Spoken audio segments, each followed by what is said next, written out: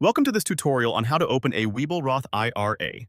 In this video, we'll guide you through the entire process step by step. First, start by visiting the Webull website or downloading the Webull app on your mobile device. If you do not already have an account, you will need to sign up for one.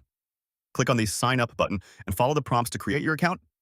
Once your account is created and verified, you can proceed to open your Roth IRA. Log into your Webull account and navigate to the main dashboard.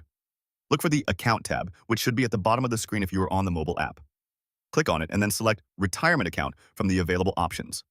Now, you will see the option to open a new Roth IRA. Click on that option to begin the application process. Fill out the required personal information, including your name, address, and social security number. Webull may also ask about your employment status and investment experience, so be prepared to provide that information as well.